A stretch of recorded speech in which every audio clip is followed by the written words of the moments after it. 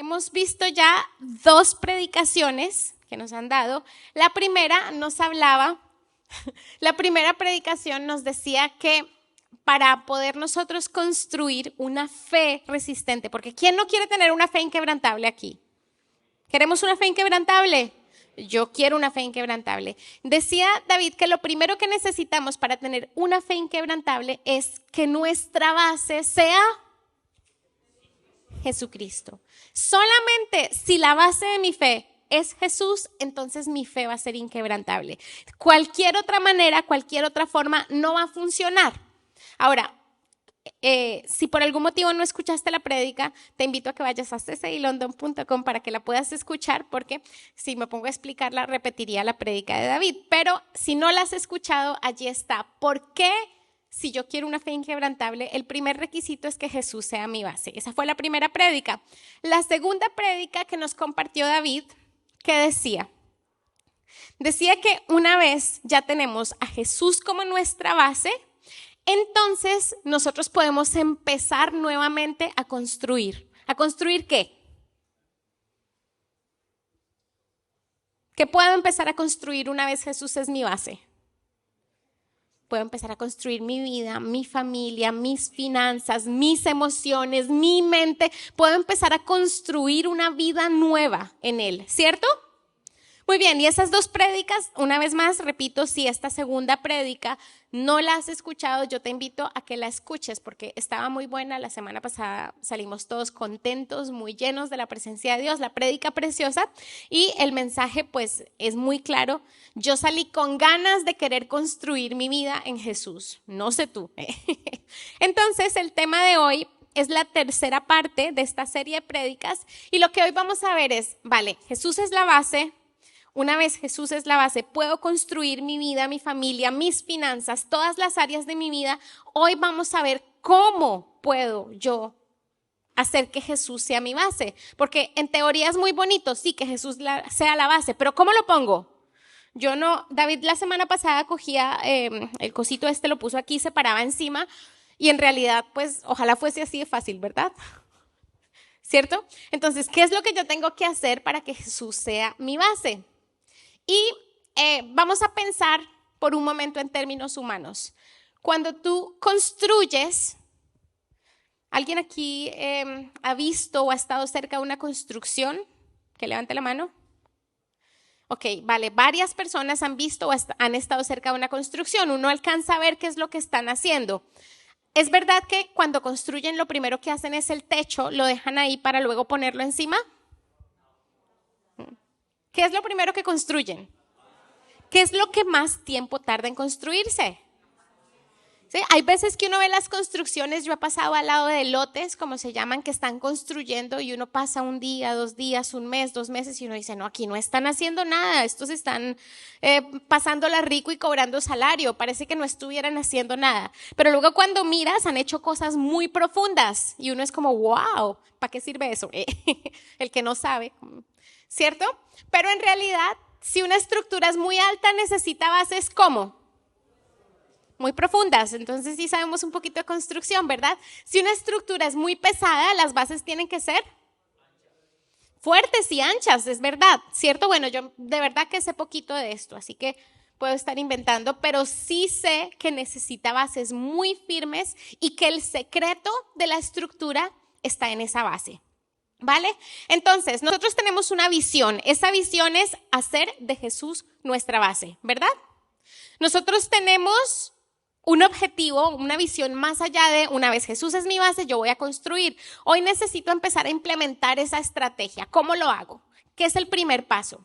Y para eso tenemos que empezar a cavar esas bases profundas para poder tener una fe firme. Resulta que al mismo tiempo estamos viendo las fiestas solemnes, ¿verdad? Y las fiestas solemnes, pues en este momento las fiestas solemnes siempre son un regalo del Señor, pero nos coinciden perfectamente con lo que estamos explicando. Porque Dios en su perfección hace las cosas de tal forma que todo tiene sentido. ¿Qué quiero decir con esto? Si nosotros examinamos cada una de estas fiestas solemnes, nos vamos a dar cuenta que cada una de ellas es una base y un pilar necesario para poder construir en Jesús. Entonces, vamos a mirar, en este momento las fiestas de otoño, fiestas solemnes de otoño, hay 4 fiestas.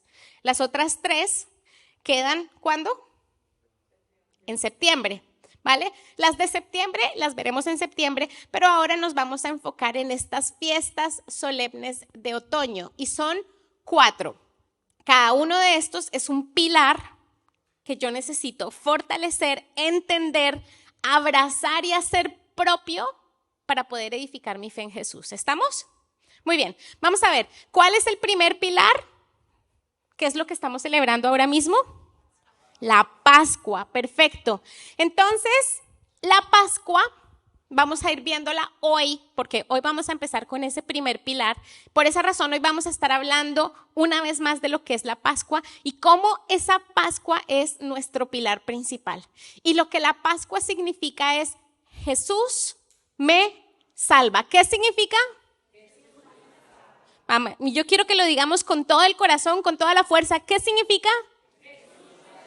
Muy bien, porque quiero que sepas que esa declaración tiene tu nombre. Esa no es solamente para Andrew guapo que está aquí parado, no, eso es para todos, ¿vale? Muy bien, entonces, ¿qué es lo que pasa? Bueno, vamos, Jesús, ¿qué es lo primero que hace? Lo primero que hace es, coge y me arranca, me saca y me pone en una posición nueva. Eso es lo primero que él hace. Él me arranca de la oscuridad, me saca de la oscuridad a la luz. Esa es la salvación. La salvación es un cambio total, radical, es algo que sucede en un momento en nuestras vidas, pero que marca algo definitivo para siempre en nosotros. Entonces, por ejemplo, ¿qué pasó con Israel? ¿Israel dónde estaba? En Egipto, y ellos estaban esclavos. ¿Qué fue la Pascua para ellos? Ellos fueron arrancados de Egipto y salieron al desierto, pero salieron, ¿cierto? Muy bien. Entonces, hoy vamos a hacer un énfasis y nos vamos a dedicar completamente a hablar de lo que es la Pascua y cómo ella nos enseña que Jesús me salva. Muy bien. ¿Cuál es el segundo pilar que tenemos? Nuestro segundo pilar es el que vamos a celebrar el viernes. El viernes vamos a ver el pilar número 2, que son los panes sin levadura. ¿Y qué es lo que significa esto? Pues mira, lo primero que Dios hace es, lo primero que Jesús hace es arrancarme de la luz, de la oscuridad a la luz. Y una vez ya estoy en la luz, entonces yo puedo empezar a trabajar la levadura. Puedo empezar a ser limpio del pecado. Y es aquí cuando Jesús empieza poco a poco a limpiar mi vida, a purificarme, a transformarme, a renovarme y empezamos esa transformación tan bonita que el Señor nos regala, ¿cierto? Muy bien, entonces el primero me arranca y me salva para luego poder limpiarme. Quiero que sepamos, esto es lo que vamos a ver la próxima semana y lo vamos a ver más adelante, pero el único énfasis que quiero hacer hoy con respecto a los panes sin levadura es que nuestra lucha contra el pecado sin Jesús es imposible. Quiero que lo sepas, imposible, imposible, imposible, imposible. Por eso es que esto es tan bonito, pero ya lo iremos viendo más adelante. Vamos ahora al tercer pilar, ¿sí? Estoy diciéndolo bien, ¿verdad? Entonces, ¿cuál es el tercer pilar? El tercer pilar es la siguiente fiesta solemne, que es la fiesta de los primeros frutos, y esta representa la resurrección. ¿Por qué resurrección? Porque nosotros somos dados, nos recibimos una nueva naturaleza con nuevas inclinaciones, con nuevos deseos, con nuevas visiones, algo completamente nuevo y fresco para cada uno de nosotros. Pero lo iremos viendo más adelante, no me quiero adelantar. Y luego tenemos el cuarto pilar, y este pilar es la fiesta de, ¿cuál me falta? El Pentecostés. En el tiempo de Pentecostés se le entrega la ley al pueblo de Israel y para nosotros representa el poder que recibimos por medio del Espíritu Santo para vivir una vida nueva. Es un poder que recibimos para vivir la vida. ¿Hasta ahí estamos bien? Muy bien. Todos estos 4 pilares, si nosotros logramos entenderlos, profundizarlos, aceptarlos y de todo corazón abrazarlos, van a hacer que nuestra fe sea inquebrantable. Vamos a tener las cosas tan claras, una visión tan recta hacia Jesús que no va a haber nada que nos pueda desviar. Entonces, vamos a enfocarnos hoy solamente en ese pilar número 1 que es la Pascua. Entonces, voy a hacer una pregunta. ¿Cuántos aquí estuvieron el viernes en la vigilia? Que por favor levanten la mano. Bastantes, y eso está bien, pero hubo algunos que no. Habrán algunas cositas que vamos a repetir, pero hoy quiero que miremos, hagamos esa comparación con lo que es la Pascua y lo que es la salvación para nosotros. Ahora, yo les pido de todo corazón, antes de empezar, y se los pido de todo corazón, mira, esto no puede ser teoría. Yo no quiero decir algo que diga, wow, qué interesante. No, esto es un concepto que tiene que transformar nuestro corazón. Así que yo les pido que mientras escuchamos, que oremos y que le digamos, ¿sabes qué? Señor, revélame, yo quiero entenderlo a lo más profundo de mi corazón. Que no sea algo que me entre por aquí y salga, sino que quiero entenderlo de verdad. ¿Vale? Ahí necesito vuestra ayuda. Muy bien, entonces, la primera cosa, quiero hacer varias preguntas y lo primero que quiero preguntar es, ¿por qué la Pascua explica la salvación como pilar de mi vida? ¿Por qué la Pascua es un pilar? ¿Vale? Y la respuesta es muy sencilla y la respuesta es porque Israel tenía el mismo problema que tenemos nosotros, que tiene toda la historia. O sea, el problema es el mismo. Y la solución es la misma, ¿vale? ¿Por qué razón? Vamos a mirar cuál es el problema directamente. Entonces, ¿cuál es el problema? Y quiero que vayamos a Romanos 6, 23.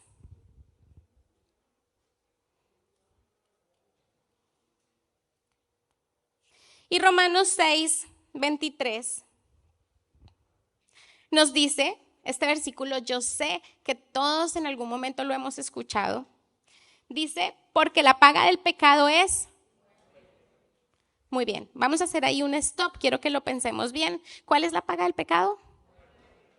Vale, son como esa clase de cosas que uno dice y entra por aquí, sale por aquí. Sí, la paga del pecado es muerte, como cuando uno dice, sí, el agua y el aceite no se mezclan. Es algo que sabemos, pero que hoy quiero que entendamos a profundidad en el corazón. La Biblia dice que cuando hay pecado, la consecuencia es muerte, ¿vale? Pero el regalo de Dios, ¿qué es? Es una vida eterna. ¿En dónde? En Cristo Jesús. Entonces, ¿cuál es la solución?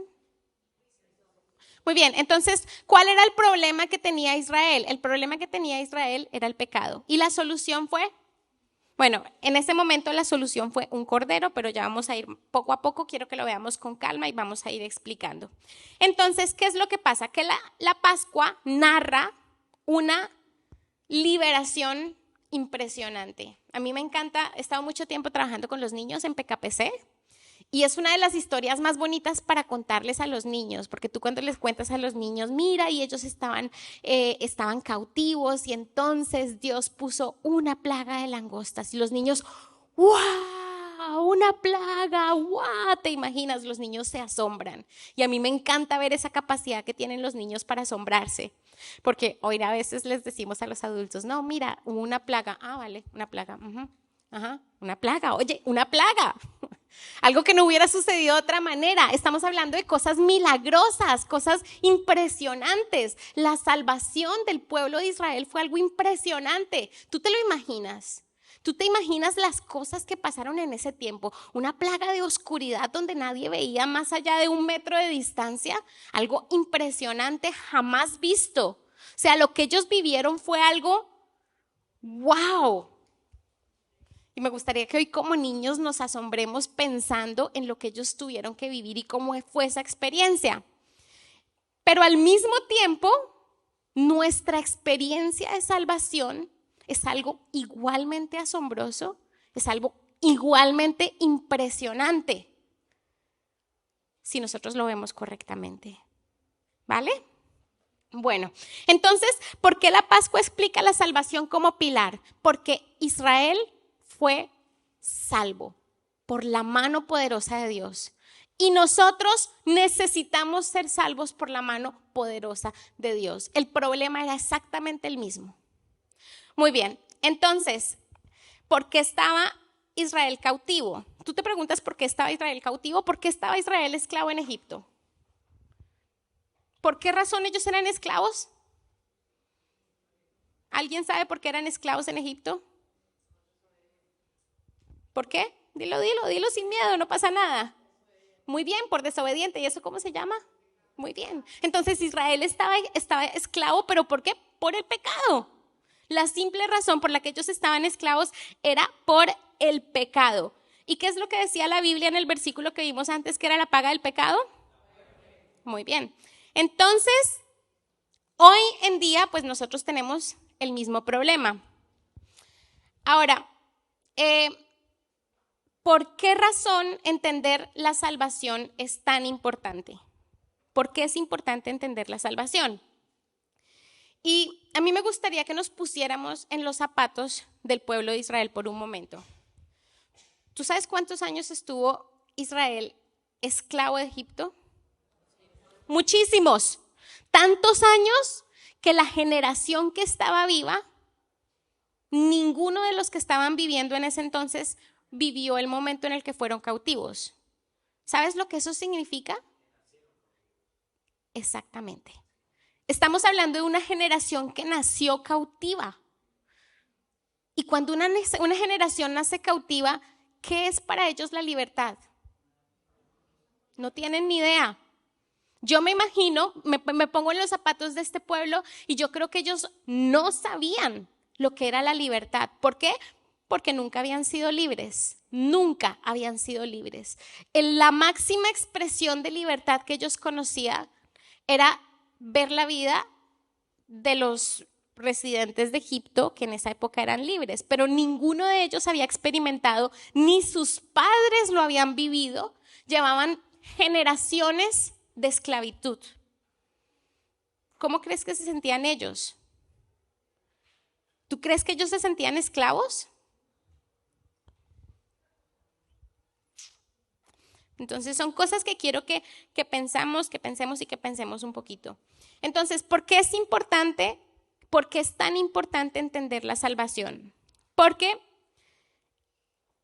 es muy importante entender la salvación, porque hasta que nosotros no entendamos que hay una esclavitud, no podemos ser libres. ¿Tiene sentido? ¿Sí? Si no lo entendemos, no hay libertad. Es que yo me imagino la vida de estos esclavos, si ellos toda la vida han estado amarrados, si toda la vida han estado trabajando sin una paga, si toda la vida han tenido que estar comiendo sobras, para ellos ya no es un problema, ¿vale? Entonces, yo pienso que un poquito nos pasa lo mismo a nosotros, pero no quiero saltarme el tema. Lo que quiero ir es que, ¿por qué la salvación es tan importante? Porque hasta que nosotros no entendamos que existe una esclavitud, vamos a seguir siendo esclavos, ¿vale? ¿Y qué fue lo que pasó? Que en esa época de esclavitud de Egipto, Dios proveyó una solución para su pueblo. ¿Tú crees que la solución que Dios proveyó para su pueblo fue algo nuevo en ese entonces?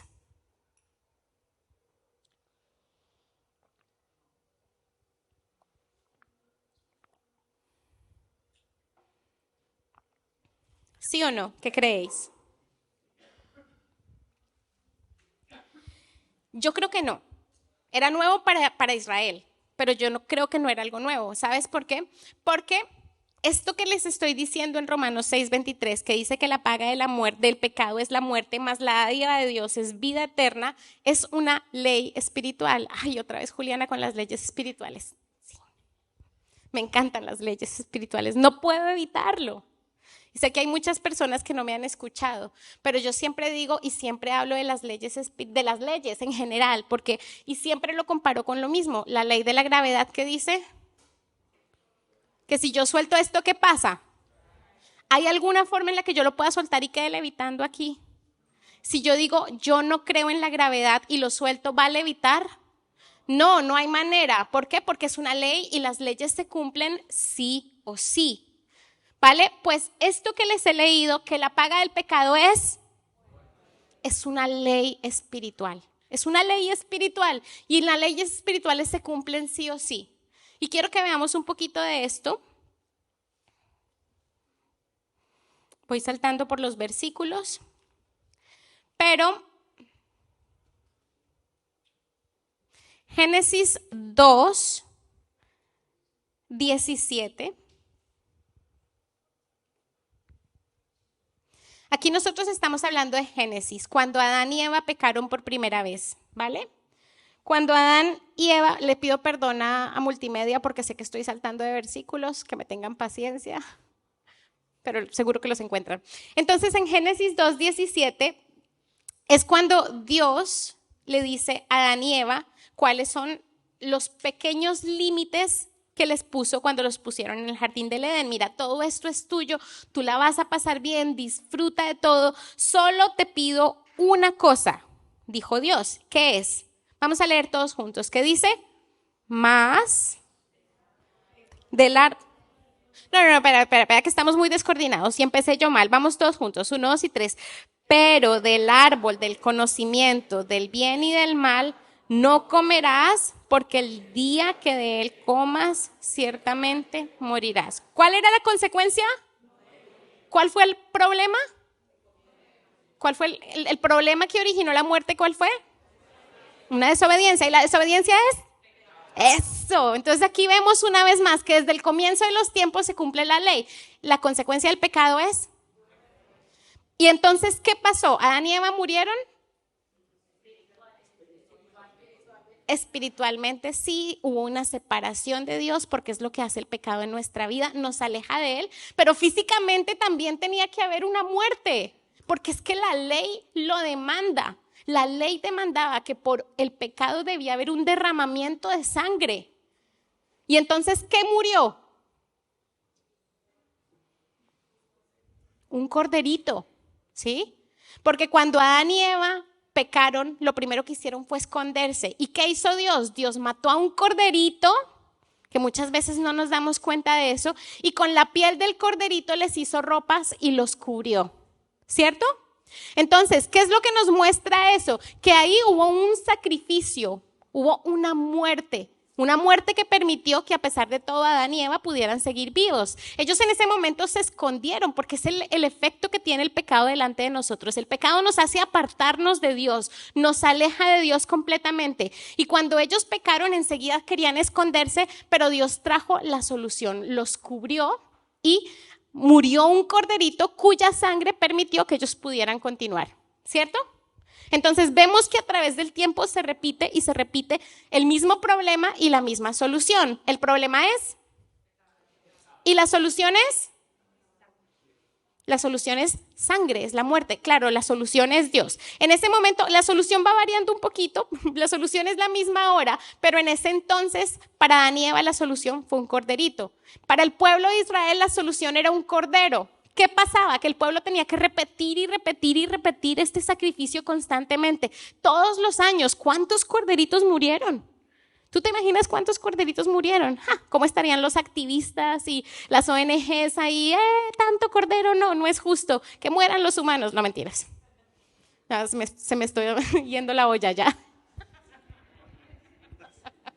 Pero lo cierto es que murieron muchísimos y muchísimos corderitos y no era una solución definitiva para nosotros hasta que llegó Jesucristo. Por eso es que hay muchas canciones que dicen Cordero inmolado, es el Cordero inmolado. La Biblia dice que para el perdón de nuestros pecados se necesitaba un corderito perfecto, el más bonito, el más gordito, el que no tuviera mancha, inmolado. El mejor de todos. Y ese corderito era el que podía redimirnos con su sangre del pecado, pues eso fue lo que fue Jesucristo para nosotros. Él se ofreció como ese cordero perfecto sin mancha, el único perfecto que podía limpiarnos completamente. ¿Vamos bien hasta ahí con la comparación? Muy bien. Santiago 1, versículo 15. aquí vamos a otro versículo una vez más que nos está confirmando y dice, después, así lo leo aquí, entonces la concupiscencia, ¿qué es concupiscencia? La concupiscencia es como esa inclinación que hay en el corazón. Hay una inclinación profunda, mala en el corazón del hombre, ¿sí? Y una vez más les digo, mira, si nosotros cogemos un salón pequeñito, un salón, imagínate la mitad de este salón y dejamos 2 niños de 4 añitos, 5 añitos y un solo juguete, ¿qué va a pasar? Guerra campal, ¿verdad? Imagínate ahí, esos niños terminan. ¡Ah! ¿Por qué? Porque en el corazón hay una tendencia al egoísmo, una tendencia al yo primero, una tendencia al orgullo, una tendencia a un montón de cosas malas, y cada uno tiene una diferente, por cierto, pero todas la tenemos, y eso es lo que se llama concupiscencia, ¿sí? Entonces, esa concupiscencia, después de que ha concebido en mi corazón, después que me ha alimentado a mí de todos esos pensamientos, de todas esas emociones, entonces da a luz el pecado. Por eso pecamos, porque en nuestro corazón hay un montón de inclinaciones incorrectas. Y cuando pecamos, una vez el pecado es consumado, da a la luz. Muy bien. Entonces, hasta ahí estamos bien, ¿cierto? Y hasta ahí vamos bien en la comparación que tenemos de la Pascua del pueblo de Israel con lo que estamos viviendo nosotros hoy, ¿cierto? Vale. Entonces, ya pregunté por qué tengo que entender que necesito ser salvo y la respuesta es ¿por qué? ¿Por qué necesito entender? ¿Por qué tengo que entender que necesito ser salvo? Porque hay esclavitud, porque nosotros estamos esclavos. Mira que una vez fue a un establo, ¿sí? Y en ese establo habían muchos caballitos, lo más de bonitos. Ay, mira qué lindo el caballo, esto y lo otro. Pero entre más llegaba, o sea, entre más me metía en el establo, más me daba cuenta que ese establo olía fatal. ¿Por qué olía fatal? Pues porque estaba llena de caca de caballo, ¿sí? Vamos, los caballos muy lindos, el lugar muy bonito, pero apestaba a caca de caballo. ¿Y qué pasa? Que llegó la persona que estaba encargada de cuidar ese establo y adivina qué olía esa persona. Pobrecito, yo decía, pobre hombre, madre mía, yo lo veía. Mira, ese señor iba al pueblo y seguía oliendo, se llevaba el olor con él caminaba y el olor lo seguía. Yo no sé si era que no se bañaba, yo creo que el pobre sí se bañaba, pero como estaba tanto tiempo metido ahí, ya estaba impregnado completamente de ese olor y no había poder humano que se lo quitara. El problema no era que él oliera mal, el problema era que el pobrecito no se enteraba. Él era el último en enterarse, a él no le molestaba, a él no le olía mal, él estaba acostumbrado. Ese ya era su olor natural y él era feliz en medio de eso. ¿Por qué les cuento esto? Porque es importante que entendamos nuestro nivel de esclavitud, ¿vale? Es importante que entendamos nuestro nivel de esclavitud. Así como ese hombre en el establo vivía rodeado de caca, hasta que el olor que él mismo impregnaba era ese, y él no lo veía, muchas veces a nosotros nos pasa lo mismo. Así como Israel era esclavo, pero no tenía ni idea que era esclavo porque nunca había vivido la libertad, lo mismo le pasa a la humanidad de hoy en día. Pero yo quiero que nosotros hagamos un stop por un momento y miremos nuestra sociedad. ¿Cómo está nuestra sociedad? ¿Qué vemos alrededor? ¿Cómo están los principios morales? ¿Qué le quieren enseñar a nuestros niños? ¿Cómo están las relaciones entre los adolescentes? ¿Qué ha pasado con el principio de la familia? Y si me pongo a seguir hablando me empieza a doler y a doler y a doler el corazón, porque estamos en una sociedad completamente enferma, totalmente enferma. Y a donde vas te van a ofrecer diferentes soluciones. Tú vas a un psicólogo, y conozco gente que ha gastado montones y montones de dinero en un psicólogo, y el psicólogo te va a decir, no, mira, léete este libro. Y se leen el libro y la vida no cambia. Y pagan montones y montones de dinero y la vida no cambia.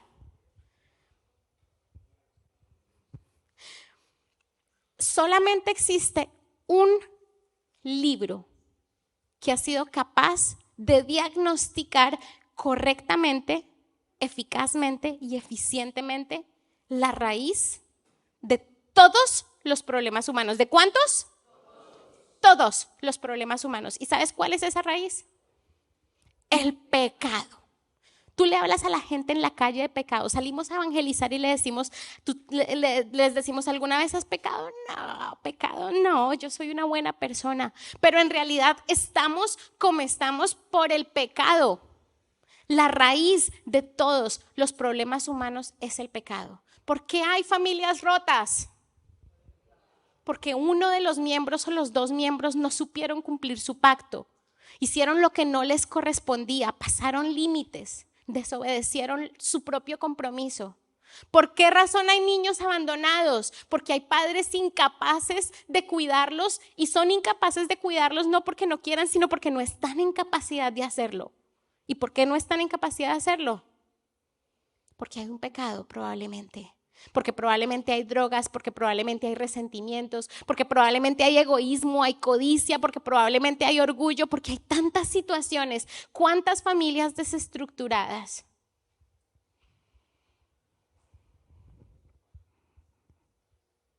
¿Sabías que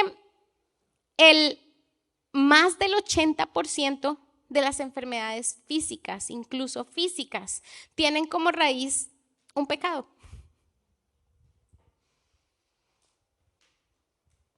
Y a veces nos cuesta creerlo, pero hay muchos estudios que dicen que, por ejemplo, la raíz del cáncer es el resentimiento, la falta de perdón y un montón de cosas más. Ahora uno dice, no, mira, yo tengo problemas del hígado porque es que mi abuelito también los tuvo y no nos damos cuenta que tal vez 4 generaciones atrás hubo alguien que simplemente empezó a beber, a beber y a beber y empezó a traer esa herencia sobre toda la familia. A veces los pecados no son míos. Son de mis padres o mis antepasados o vienen incluso de más atrás. Pero si miramos cuál es la raíz de todos nuestros males, el origen va a ser. Y solo hay un libro que te dice eso y que te lo explica claramente y ese libro es la Biblia. Y al mismo tiempo solo existe un libro que te ofrece la solución y ese libro es. ¿Y esa solución es? Jesucristo. Esa solución no es una medicina, esa solución no es una terapia, esa solución tiene nombre propio y vida propia y se llama Jesucristo. Bien, gracias, amén. Duro, por favor, amén. Un aplauso al Señor.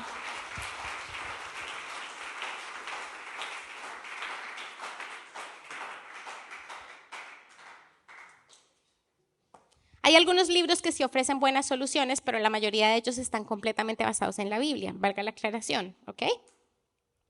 Muy bien, entonces, el problema radica en que nosotros no podemos salvarnos solos. Entonces, ya sabemos que el problema es el pecado. ¿Estamos de acuerdo hasta ahí? ¿A alguien le queda alguna duda?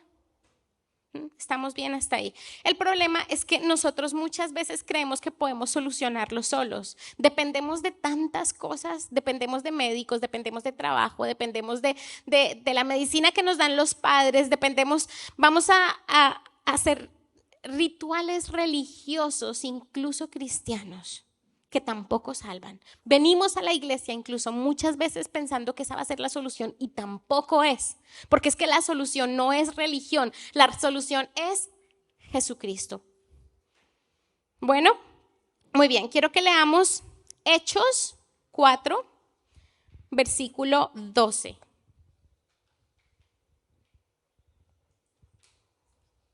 Y este versículo lo pone muy claro y dice que en ningún otro hay salvación. ¿En ningún otro hay qué? Porque no hay otro nombre dado. ¿Cómo es? Perdona que me perdí. No hay otro nombre debajo del cielo dado a los hombres en el que podamos ser salvos. Vamos a leerlo todos juntos, por favor. Así nos despertamos también. 1, 2, sí. Y en ningún otro hay salvación, porque no hay otro nombre bajo el cielo dado a los hombres en que podamos ser salvos. Es que en ningún otro hay salvación. En ningún otro hay salvación. Ahora yo te pregunto, ¿por qué en ningún otro no hay salvación? ¿Por qué?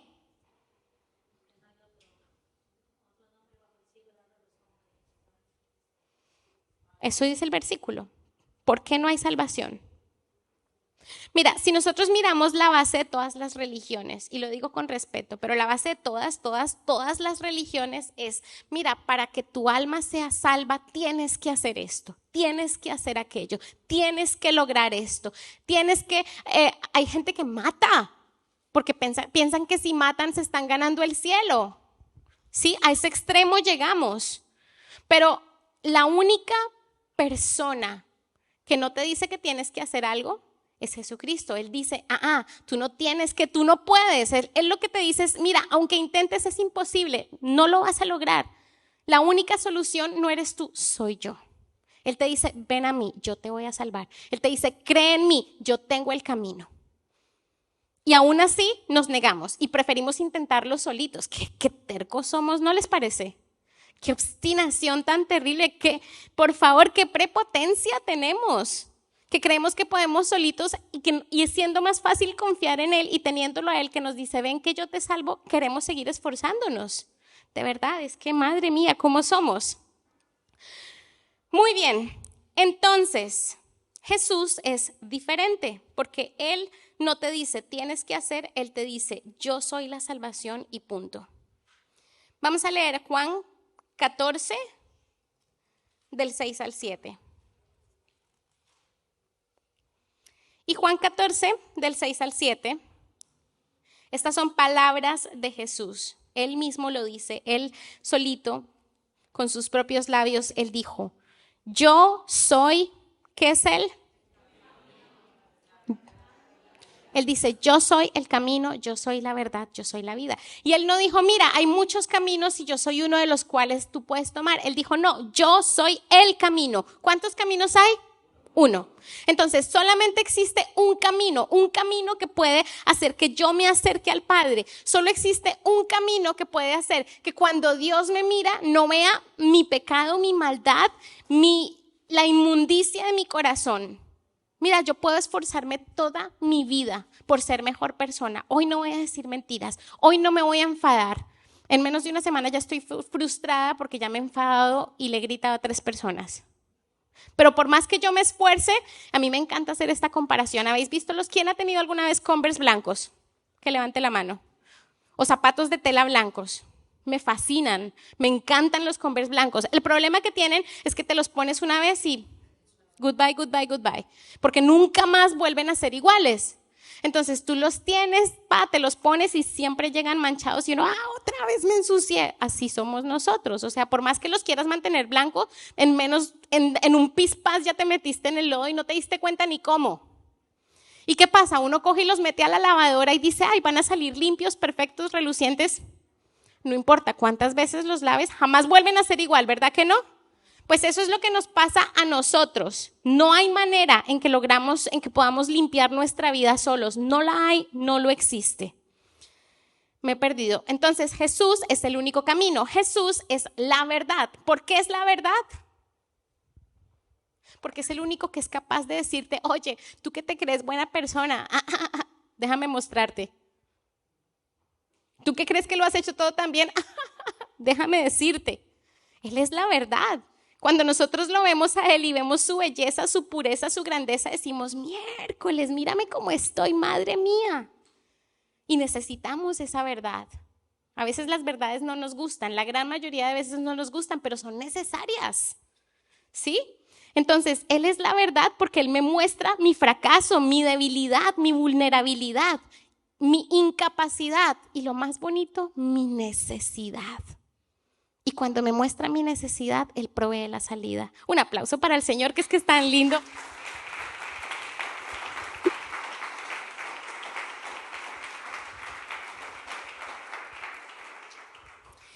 Y por último, Jesús es la vida.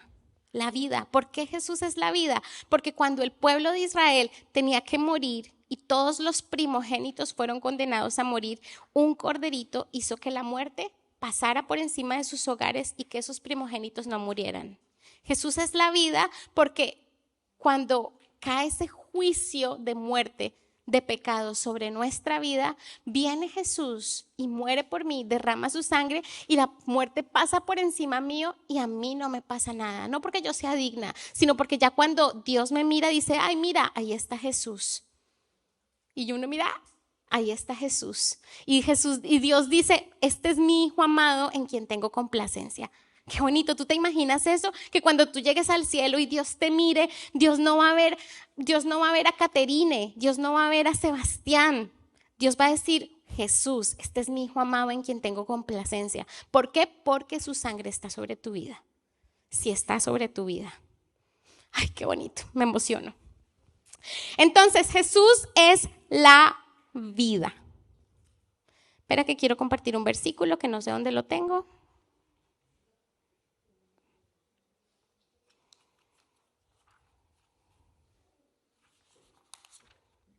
Vamos a mirar Ezequiel. Ezequiel, no lo tengo escrito, pero era Ezequiel, ¿qué? Si me hacéis el favor, arriba.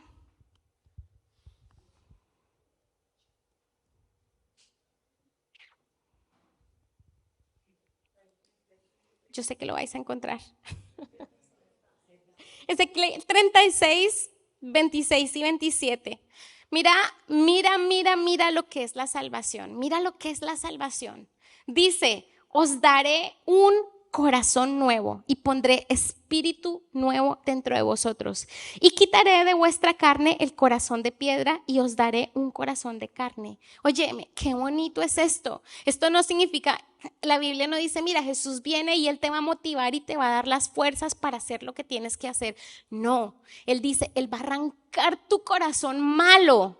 Él va a arrancar esos deseos horrorosos, Él va a arrancar esa iniquidad de la que estábamos hablando y te va a dar un corazón capaz de amar, un corazón capaz de formar una vida diferente. Él te va a dar un corazón que va a marcar una diferencia. ¿No les parece impresionante? Es precioso, nos daré un corazón nuevo. Entonces Jesús es la vida, no solamente porque ya esa condena de muerte no cae sobre mí, sino porque me regala un corazón nuevo. La siguiente pregunta que les quiero hacer es, ¿puedo vivir una vida cristiana sin entender y sin recibir la salvación? Yo les pregunto a ustedes, ¿puedo vivir una vida cristiana sin entender y sin recibir esa salvación? Sí y no.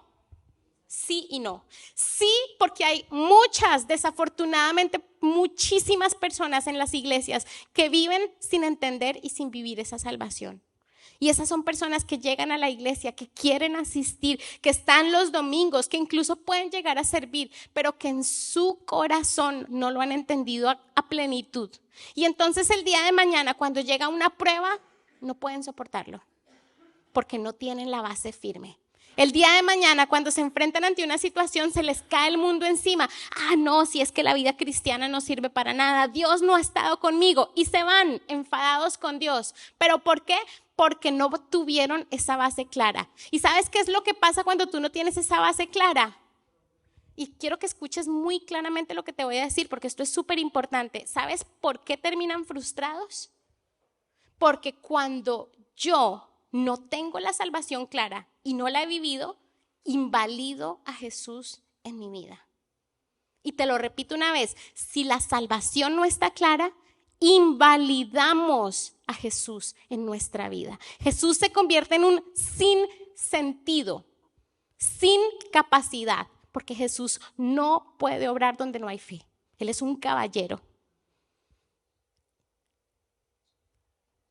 ¿Qué os parece eso?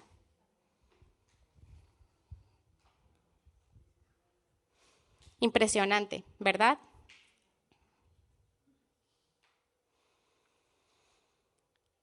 Vamos a mirar Salmo 78.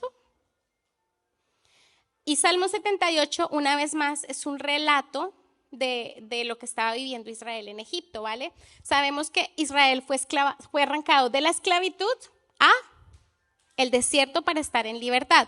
Ya vimos que muy probablemente muchos de aquellos, la gran mayoría, ni siquiera sabían lo que era la esclavitud, por lo tanto simplemente fueron como arrancados de sus casas al desierto.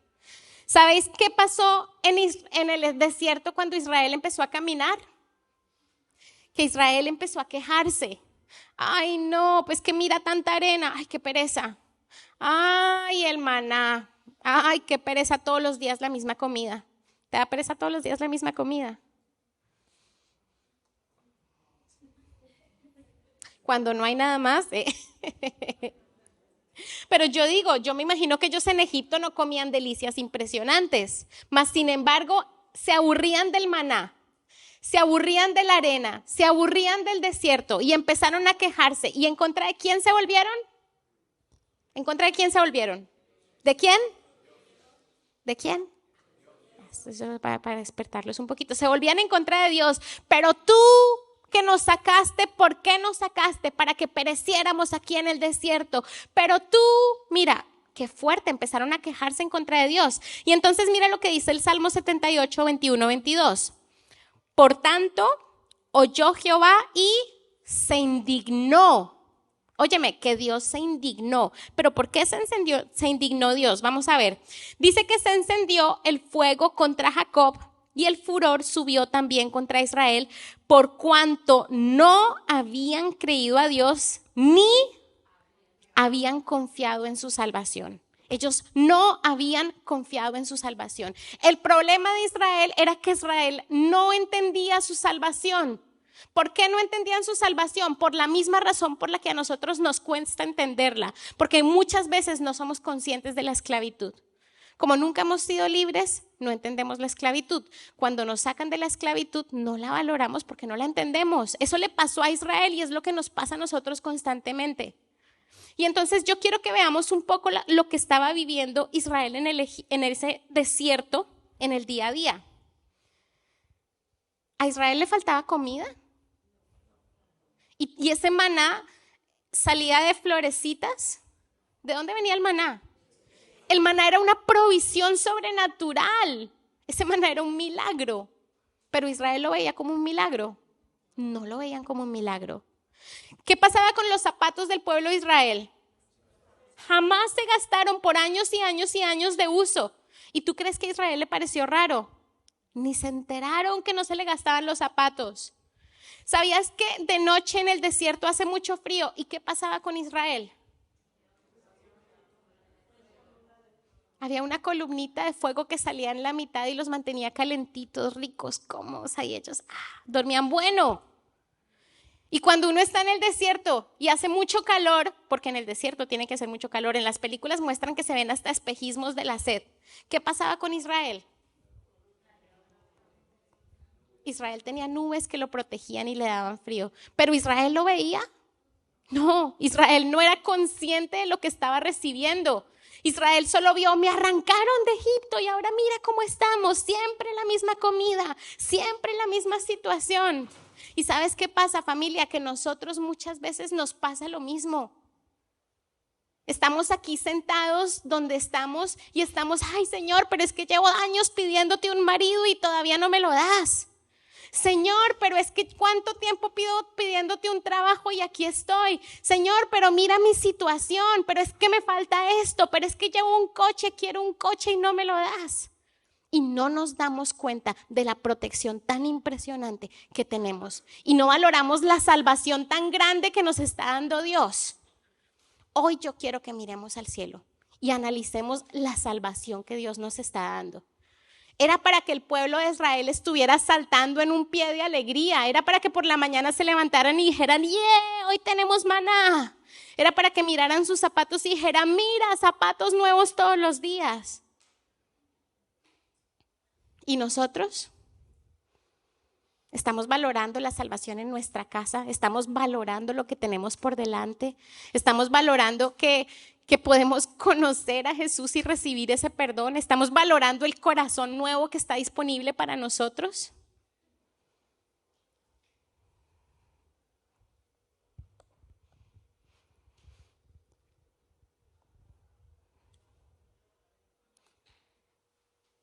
¿De qué me salva Jesús? Del pecado. ¿De qué más? Vamos a hacer una lista rápida. De la condenación, de la muerte, ¿de qué más? De juicio, muy bien, ¿de qué más? de esclavitud, ¿de qué más? De mí mismo, porque a veces yo soy mi peor enemigo, ¿verdad? De mis deseos, de mis malos pensamientos, de la cultura, de esta sociedad. Yo estoy tan agradecida con Dios de ver aquí a los niños crecer de una manera diferente. Me encanta porque yo sé que en PKPC al lado les están enseñando, tú eres niño, tú eres niña, Dios te hizo así y así te ama y sé feliz. Y luego van al colegio y les dicen algo completamente diferente.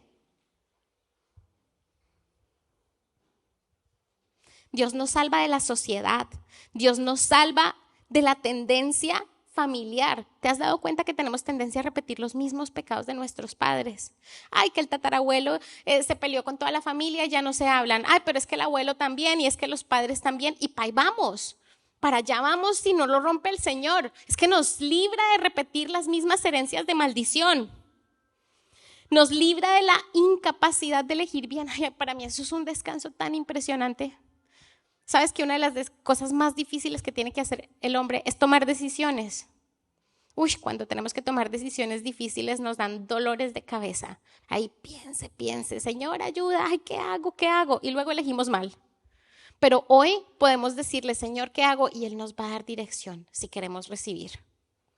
Qué descanso poder tener esa dirección también. Entonces, Él nos salva de un montón de cosas, de falta de identidad, de falta de propósito. Vamos a leer Efesios 3. Este versículo a mí me encanta, de verdad que me encanta y lo digo de todo corazón. Creo que es mi versículo favorito, mis versículos favoritos de la Biblia, porque una vez estuve pasando por una crisis muy fuerte y mi fe estaba flaqueando. Y cuando estaba por ese momento de fe, que la fe se me estaba cayendo, yo le dije, Señor, dime algo que me ayude. Él me regaló este versículo y me encantó. Y espero que lo puedan entender como yo lo entendí en ese momento, que el Señor os lo revele. Dice, entonces Cristo habitará en el corazón de ustedes a medida que confíen en Él. ¿Qué necesito hacer para que Dios habite en mi corazón? ¿Para que Cristo habite en mi corazón? Eso fue la primera revelación. Dije, uy, si yo quiero que Jesús habite en mi vida, necesito confiar más. Voy a elegir confiar más, porque yo puedo elegir y yo puedo tomar decisiones, ¿sí? Y eso empezó a hacer que Cristo habitara más en mi corazón y yo vi la diferencia. Dice, echarán raíces profundas en el amor de Dios. Eso era lo que yo necesitaba. Yo necesitaba entender el amor de Dios para poder tener esas raíces que me arraigaran al Señor. Entonces, a medida que confío en Él, Él va a empezar a vivir en mi vida. Y a medida que Él empieza a vivir en mi vida, yo sin darme cuenta empiezo a echar raíces profundas en el amor de Dios, a experimentarlo, a conocerlo. Y esas raíces en ese amor es lo que nos van a mantener fuertes. Y aquí dice, espero que puedan comprender cómo corresponde a todo el pueblo de Dios cuán ancho, cuán largo, cuán alto y cuán profundo es su amor. Dice, espero que puedan comprender. Y eso significa que hay mucha gente que no puede comprender la profundidad del amor de Dios.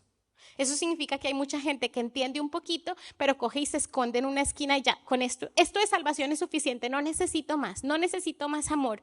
Y no nos damos cuenta que el amor de Dios es para moverse con libertad, que no es para nada estrecho. Es mi deseo que experimenten el amor de Cristo, aun cuando es demasiado grande para comprenderlo todo, y entonces serán completos con toda la plenitud de la vida y el poder que viene de Dios. La última pregunta, creo, que les quiero hacer es, ¿cuál es el fruto de ser salvos? ¿Cuál es el fruto de ser salvo? ¿Cuál creéis que es el fruto de ser salvos? Y Hechos 10:14 dice que mediante una única ofrenda. ¿Cuántas ofrendas? Ya no el sacerdote tenía que hacer un corderito cada año, sino que mediante una única ofrenda, Él perfeccionó para siempre a los que estaban haciendo santos. Ya les leí este versículo anteriormente. Con una sola ofrenda, Él me hizo perfecto, ¿verdad? Entonces, cuando yo logro y recibo esa salvación, entonces voy a recibir fe para caminar en Cristo. Fe para caminar en Cristo.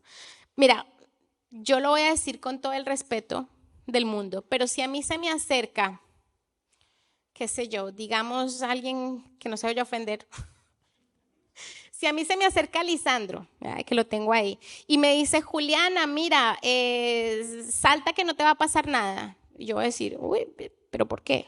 ¿Me da miedo? No, yo no voy a saltar.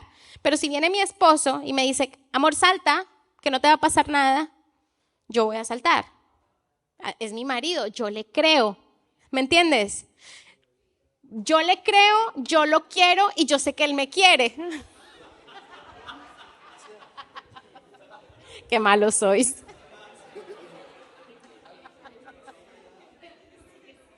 Ya ellos dicen que me deja caer. No, él no me va a dejar caer.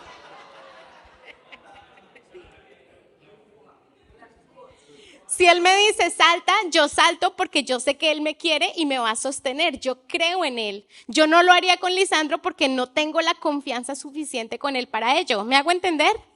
¿Qué es lo que marca la diferencia? El amor, el cariño y la confianza. Entonces, si yo amo, confío y descanso en Dios y Dios me dice, haz esto, yo voy a poder hacerlo. Simplemente porque he establecido esa relación en la que puedo hacerlo. Pero si yo no amo y no confío en Dios, yo no puedo dar los pasos que Él me pide. Porque va a ser como, ¿qué dices? Eso es demasiado arriesgado. Yo no soy capaz. ¿Sí? Entonces, el fruto de ser salvo es 1, voy a tener fe. Voy a pedirle a las chicas si me podéis hacer el favor de repartir. Os lo agradezco. El fruto es que vamos a recibir fe para caminar en Cristo. Es que Él se va a convertir en mi todo. El fruto es que me voy a enamorar profundamente. El fruto es que voy a vivir una vida de relación. El fruto es que voy a poder ver cómo ese nuevo corazón empieza a transformarme. Y no sigo más porque me meto en las otras fiestas que van las semanas que vienen. Y quiero terminar con esta historia. Y esta historia pues también me gusta mucho. Y es la historia de una mujer extremadamente pecadora. Esto está en Lucas 7. Lucas 7, es una mujer extremadamente pecadora que un día, pues que ella escuchó de Jesús, ella conoció de Jesús. Y esta mujer había hecho muchísimas cosas malas. Lucas 7, del 40 al 48. Y resulta que ella trajo con todo su salario, no lo dice la Biblia, pero sí dice que era algo muy costoso, compró un tarrito de perfume. La Biblia no dice cómo lo consiguió, pero sí se sabe que era extremadamente caro y es muy probable que haya tenido que usar muchísimas de sus pertenencias para adquirir ese tarrito de perfume. Muchas gracias. Y dice que con ese tarrito de perfume, ella entró y buscó a Jesús. ¿Y qué hizo con este tarrito de perfume?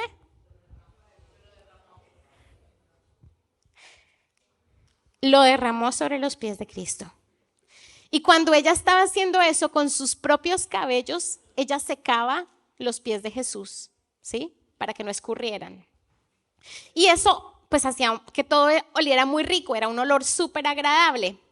Pero el dueño de casa, que se llamaba Simón, empezó a mirar y dijo, uy, si supiera con la mujer con la que está sentada. Uy, pero nos empezó como a mirarlo mal. Y fíjate lo que dijo Jesús, y yo quiero que escuchemos estas palabras, porque sabes una cosa, hoy tú y yo tenemos que ser esa mujer. Esa es la actitud con la que nosotros tenemos que acercarnos a Jesús. Entonces respondiendo Jesús le dijo, Simón, una cosa tengo que decirte. Y le dijo, di maestro. Un acreedor tenía 2 deudores. El uno le debía 500 libras, vamos a ponerlo en libras. Y el otro 50. Uno le debía 500 y el otro le debía 50. Y no teniendo ellos con qué pagar, el acreedor los perdonó a los 2. Le dijo, Simón, dime pues, ¿cuál de ellos me va a amar más? ¿Qué creéis vosotros? ¿Cuál le va a amar más? El que más debía, ¿verdad? Respondiendo Simón dijo, pienso que aquel a quien perdonó más. Y Jesús le respondió, rectamente has juzgado. Ahora escucha con todo tu corazón. Esta mujer tenemos que ser nosotros. Y volvió a la mujer, y vuelto a la mujer, dijo a Simón, ¿ves esta mujer? Yo entré en tu casa y no me diste agua para mis pies, mas esta ha regado mis pies con lágrimas. los ha enjugado con sus cabellos. No me diste beso, mas esta, desde que entré, no ha cesado de besar mis pies. No ungiste mi cabeza con aceite, mas esta ha ungido con perfume mis pies. Por lo cual te digo que sus muchos pecados le son perdonados, porque amó mucho. Mas a quien se le perdona poco, poco ama. Y a ella le dijo, tus pecados te son perdonados. Vamos a darle un fuerte aplauso al Señor por esto. No, ese no es un aplauso para el Señor. Vamos a darle un aplauso al Señor. Ah, que no podemos.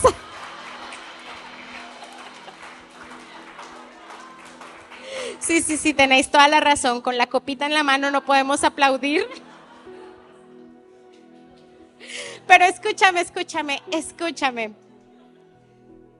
Dice que al que ama mucho, al que mucho se le perdona, mucho ama. Al que mucho se le perdona, mucho ama. Y yo quiero que nosotros pensemos cuánto se nos ha perdonado a nosotros. Cuántas meteduras de patas, cuántas cosas hemos destruido, cuánto en nuestra familia, cuánto en nuestras finanzas, cuánto hemos destruido, por favor.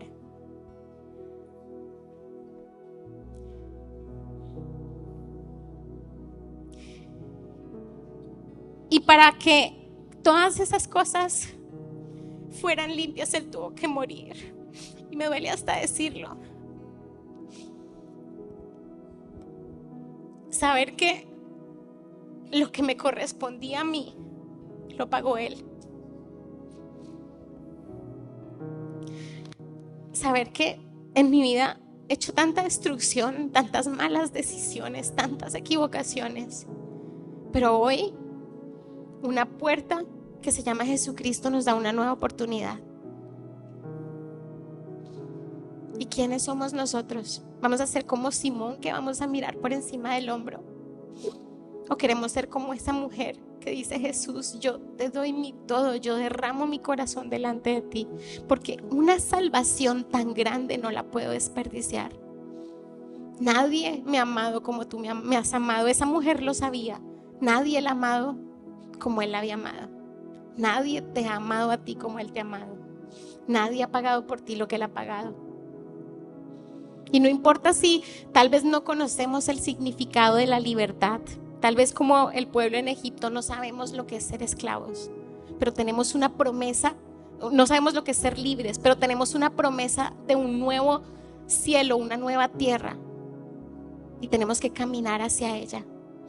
Y yo te invito a que hoy rompamos esquemas, a que hoy no nos dejemos arrastrar por lo que vemos naturalmente, a que hoy dejemos de enfocarnos en lo que nos falta, a que dejemos de mirar que es que la arena es mucha y la comida es aburrida, y que miremos el maná, que es la provisión del cielo, que miremos los milagros, que miremos que hoy estamos aquí gracias a Él, que estaríamos perdidos sin su presencia, que nuestra casa no estaría en pie si no fuese por Él. Y si nunca has confiado en Jesucristo, yo te invito a que lo hagas en este día, porque Él puede marcar un antes y un después. No es un cambio pequeño, no es como el que te regala un ticket para ir a ver al Arsenal. No, es un cambio definitivo, es un corazón nuevo, es una vida transformada. ¿Y todo por qué? Por su cuerpo, que hoy está representado aquí. Y todo lo que Él pide es que lo creamos y nos apropiemos de esa salvación diciendo, yo creo que lo hiciste por mí y yo lo acepto. Yo quiero aceptar esa salvación. Me gustaría invitar a Sebastián a que nos acompañara también a orar.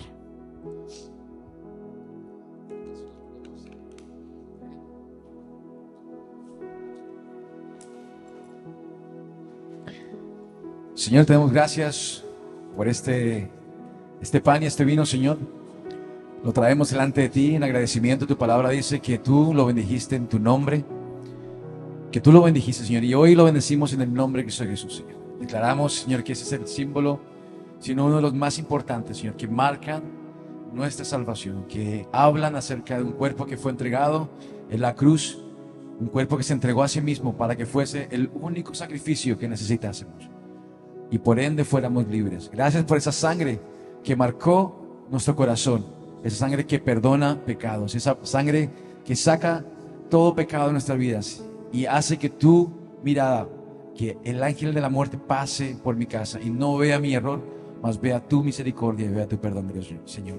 Gracias porque ya no nos ves a nosotros, sino que ves a Cristo en nuestro corazón. Por eso te damos gracias, Señor. Te agradecemos por este tiempo, Señor. Queremos entregar todo, dejar todo nuestro pecado a la puerta, Señor. Y queremos entrar contigo. Dios, decirte que hoy te necesitamos, que tu sangre, Dios, es necesaria para yo poder entrar, para yo poder, Dios, entender que tú ya redimiste mi vida del pecado, que tú me sacaste de muerte a vida. Y aquí estamos, Señor. Por eso te damos gracias por el vino. Por eso te damos gracias por este símbolo, Señor, que representa nuestra libertad, que representa, Señor Padre, nuestra nueva vida en ti, Cristo Jesús. Así que te invito ahí que ores, que le digas, Señor, aquí está mi corazón. Hoy yo quiero entregarte todo. Quiero pedirte perdón por mis pecados. Quiero, Señor Padre, dejar mi pecado a la puerta y entrar contigo, Señor. Quiero sentarme a la mesa y cenar contigo. Quiero dejarte entrar. Por eso, Señor, bendecimos este tiempo, bendecimos este pan y este vino y lo queremos comer en tu nombre, Jesús. Gracias, Padre, por lo que tú has hecho por nosotros. Gracias por tu perdón y por tu misericordia, Señor, en todo tiempo, Jesús. Amén.